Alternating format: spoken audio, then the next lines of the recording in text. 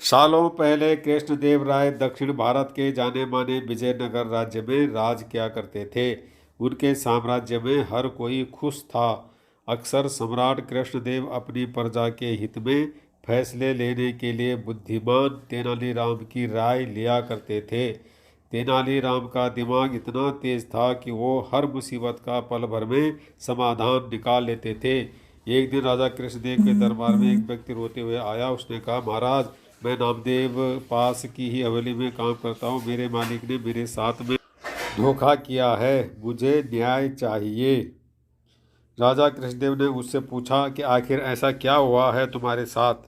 नामदेव ने राजा को बताया कि करीब 5 दिन पहले मैं अपने मालिक के साथ हवेली से पंचमुखी शिवजी के मंदिर गया था। तभी काफ़ी तेज़ आंधी आने लगी। हम दोनों मंदिर के पीछे के हिस्से में कुछ देर के लिए रुक गए। तभी मेरी नज़र एक मखमली लाल रंग के कपड़े पर पड़ी। मैंने अपने मालिक से इजाज़त लेकर उसे उठाया। देखा तो वो एक छोटी सी पोटली थी जिसके अंदर 2 हीरे थे। महाराज, वो हीरे मंदिर के पीछे वाले हिस्से में गिरे हुए थे, इसलिए कायदे से वो राज्य की संपत्ति थे। लेकिन मेरे मालिक की नीयत हीरे देखकर खराब हो गई थी। उन्होंने मुझे कहा कि अगर तुम किसी को नहीं बताओगे तो आपस में हम दोनों एक एक हीरा बांट लेते हैं। मेरे मन में भी लालच आ गया था, इसलिए मैंने इस बात के लिए हाँ कर दी। हवेली पहुंचते ही मैंने जब मालिक से अपना हीरा मांगा तो उन्होंने उसे देने से मना कर दिया। मैंने सोच रखा था कि हीरा मिलते ही उसे बेचकर मैं नौकरी छोड़कर खुद का कुछ काम शुरू करूंगा, क्योंकि मालिक का रवैया मेरी तरफ अच्छा नहीं था। आगे नामदेव ने महाराज से दुखी आवाज में कहा कि मैंने 2 दिनों तक मालिक को मनाने की कोशिश की, लेकिन उन्होंने मुझे हीरा देने से साफ मना कर दिया है। अब आप ही मेरे साथ न्याय कीजिए।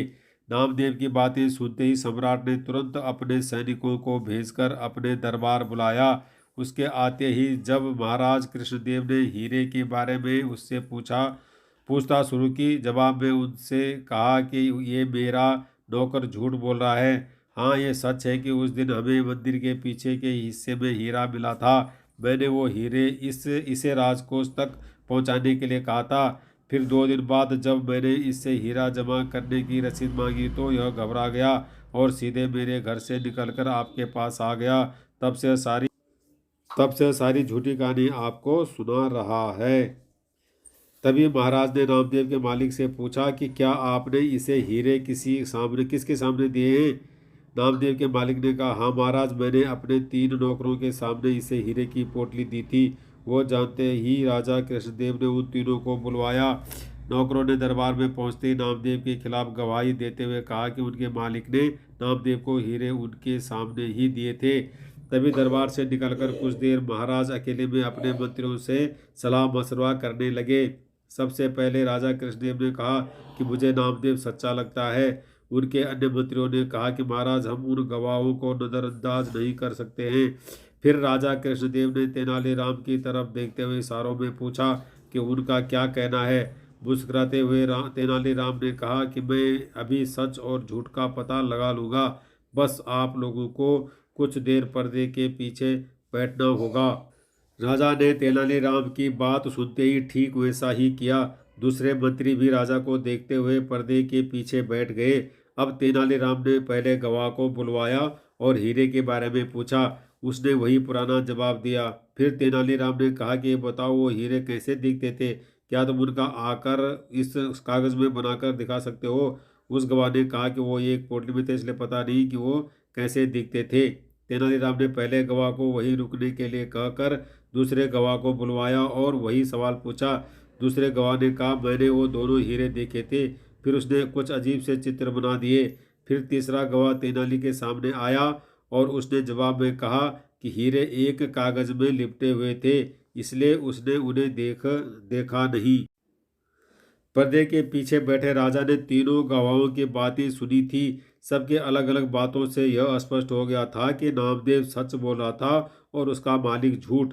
तीनों गवाह को भी समझ आ गया कि उनका झूठ पकड़ा गया है। सभी ने महाराज के पैर पकड़कर उनसे माफी मांगते हुए कहा कि हमें हमारे मालिक ने झूठ बोलने के लिए मजबूर किया था। हम ऐसा नहीं करते तो वो हमें काम से निकाल देते।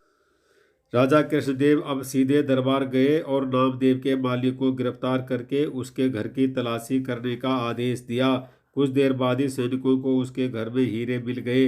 बस फिर क्या था, महाराज ने हीरे जब्त कर लिए और उस पर 30,000 स्वर्ण मुद्राओं का जुर्माना लगा दिया। उसमें से राजा ने 10,000 स्वर्ण मुद्राएं नामदेव को दी। कहानी से सीख, इस कहानी से दो सीख मिलती है। पहली कि किसी के साथ धोखा नहीं करना चाहिए क्योंकि धोखे का अंजाम बुराई होता है। दूसरी सीख यह मिलती है कि बुद्धि से हर किसी का झूठ पकड़ा जा सकता है।